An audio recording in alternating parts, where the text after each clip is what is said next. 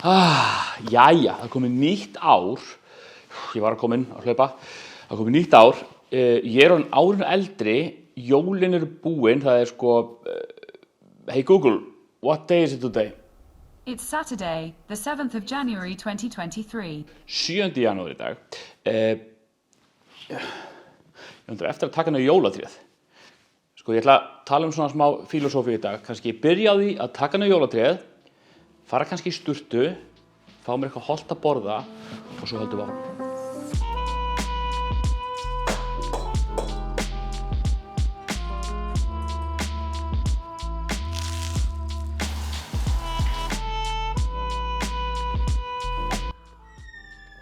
Jæja, það er komið tilbaka. Heyrðu, já, það er sem sagt 7. janúar, komið nýtt ár, 2023. Yey, gleðilegt 2023. Ég er búinn að eiga afmæli, ég átti afmæli fyrir nokkrum dögum síðan, svona bara orðað þannig. Og búið mikið breytingum á síðasta ári. Og ég er ekki, ég ábyggilega að tala um þetta áður, ég strengi aldrei nýársheit. Ekki þannig, ég sé vanalega ekki áramótin fyrir mér sem svona einhver svona íhugunarpunkt, einhver svona punkt þar sem maður tekur nýja stefnu í lífinu.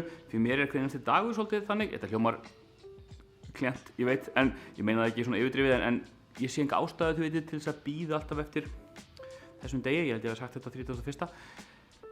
En allavega, það er svolítið sem ég er búinn að velta mikið fyrir mér og í stað þess að ég sé að strengja nýjársheit, þá ætla ég að skora á þig að velta þessu svolítið fyrir þér í ár. Snýru þessu við, ekki nýjársheit á mig, heldur nýjársheit á þig. Jæja, þú veist, vangavelta, hugvekja, eitthvað þess að spá í árinu. Það var svona atburðir í mínu lífi á síðasta ári og í minni fjölskyldu og svona sem að fengi mig til þess að velta þessu meira fyrir mér. Þetta er samt svolítið sem ég er búinn að vera að spá í lengur og lengi og finnst alltaf mikilvægara og mikilvægara. Og þetta snýst svolítið þessar auðlindir sem við eigum og hvernig við notum þær. Ef það hefur spáð í það, við höfum svolítið tilhneigingu til að passa upp á peningana okkar. Passum peningana, við passum eigurnar. Einhver kemur til mín og spyr mig hvort ég sé tilbúinn að leggja fé í púkkið. Ég verð mjög svona varkár.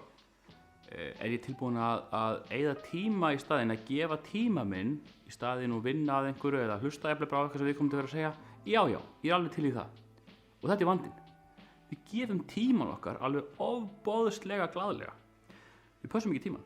Við eyðum tímanum í alls konar hluti sem okkur langar ekki vera að gera, sem við ættum ekki vera að gera og við einmitt vegum og metum hann þegar við berum saman kostnað og verðmæti, þá metum við tíman okkar lygilega lágt. Tíminn hins vegar er eina ótakmarkaða, svona í praktískum skilningi, það eru allar auðlindir eru takmarkaðar, en svona í svona samhengi okkar lífstíðar, þá er tíminn eina ótakmarkaða auðlindin sem við höfum. Og fyrir vikið er hann svo verðmætasta. Við ættum að verðmæta tíman okkar hærra heldur en nokkuð annað. Ef við höfum ekki tíma þá getum við ekki gert í sjálfsög neitt annað.